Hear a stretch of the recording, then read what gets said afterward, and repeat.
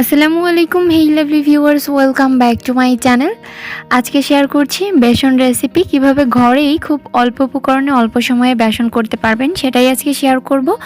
আর রমজান মাস যেহেতু খুব রিসেন্টলি চলে এসেছে, তাই আর কি এই বেসন রেসিপিটা আগে থেকেই শেয়ার করছি, যাতে আপনারা আগে থেকে বানিয়ে সংরক্ষণ করতে পারেন। আর বেসন কিন্তু আমাদের প্রায় রোজার সময় সব খাবারেই দরকার হয়, বিশেষ করে চপগুলোতেই। তো চলুন আমরা শুরু করি। এখানে আমি প্রথমে হাফ কাপ ছোলার ডাল নিয়েছি, খোসা ছাড়া যে পরিষ্কার যে ছোলার ডাল থাকে সেটা। তো আমি একটু মেপে দেখিয়ে দিচ্ছি যে হাফ কাপ নিয়েছি, আপনারা বেশি করে বানাতে চাইলে একটু বেশি করে নেবেন। তো এখানে আমি হাফ কাপ করে নিয়েছি। আর এখানে নিয়েছি 2 টেবিল চামচ পোলাওয়ের চাল, 2 টেবিল চামচ মুসুরির ডাল।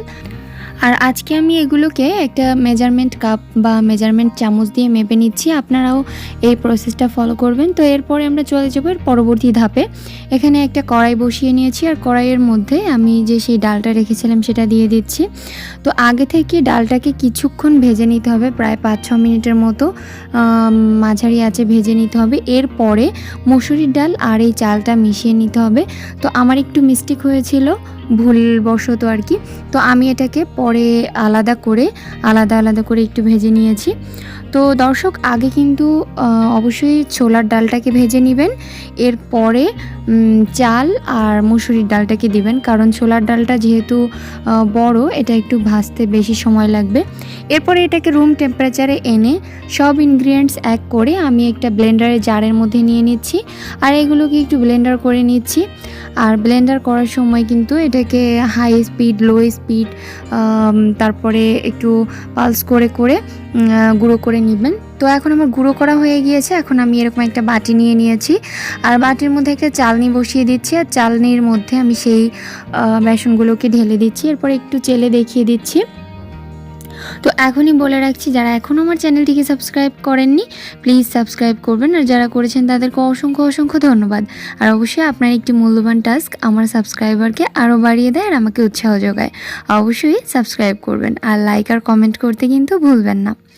তো আমার এগুলো চালা হয়ে গিয়েছে, আর এখন দেখতে ঠিক এরকম কিছু আস্ত দানা বের হয়েছে। তো এই আস্ত দানাগুলোকে আমি আবারও ব্লেন্ড করে নিব, আর ব্লেন্ড করে আবার চেলে নিব।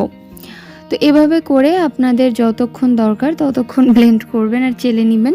তো এ পর্যায়ে আমি একটু হাতে নিয়ে দেখিয়ে দিচ্ছি এগুলো ঠিক কেমন হয়েছে। আর অবশ্যই আমার ভিডিওর ডেসক্রিপশন বক্সটা সবসময় ফলো করবেন, কারণ ওখানে ভিডিওতে বলা কোনো কথা স্কিপ হয়ে গেলে আমি কিন্তু ওখানে লিখে রাখি। এরপরে আমি এগুলোকে চেলে এখন আমি একটু মেপে দেখিয়ে দিচ্ছি যে কতটুকু হয়েছে। আমি হাফ কাপ ডাল নিয়েছিলাম, আর 2 টেবিল চামচ চাল, আর 2 টেবিল চামচ মসুরির ডাল। তাতে আমার মোট 1 কাপ বেসন, 1 কাপ থেকে একটু বেশি, 1 কাপ আর 1/4 কাপ বেসন হয়েছিল। তো এখন আমি একটু এই হাফ কাপ দিয়েই মেপে দেখাচ্ছি। তো এভাবে করে আমি প্রায় বাসায় বেসন বানাই, তাই আমি অল্প করে বানালাম আর আপনাদের সাথে অল্প করেই শেয়ার করলাম। আপনারা চাইলে একবারে অনেক ডাল নিয়ে অনেক ভাবে একটু কন্ট্রোল করতে হবে যে এগুলো বানানো, তারপরে প্রসেসটা অবশ্যই কোনো শুকনো পাত্রে এগুলোকে রাখতে হবে। আর যে পাত্রর যে মুখটিটা ওটা কিন্তু খুব ভালো করে আটকাতে হবে। এগুলো একটু খেয়াল করলে আপনিও বেসন বানিয়ে অনেক দিন রাখতে পারবেন, আর মাঝে মধ্যে একটু রোদে দিলেই হবে। তাহলে আর ঝামেলা ছাড়াই বাসায় বানিয়ে নেওয়া যাবে এই বেসনটা, বাইরে থেকে কেনার ঝামেলা ছাড়াই। তো এই যে আমার 1/4 কাপ। তো এখন আমি একটু ভালোভাবে দেখিয়ে দিচ্ছি এগুলো দেখতে ঠিক কেমন হয়েছে। তো এখানে মুগ ডাল বা অন্য ডালও ইউজ করতে পারেন, বাট আমি আজকে এগুলো দিয়েই দেখালাম। তো আজ এ পর্যন্তই, সবাই ভালো থাকবেন। কথা হবে অন্য কোনো এপিসোডে অন্য কোনো খাবারের সাথে। আল্লাহ হাফিজ।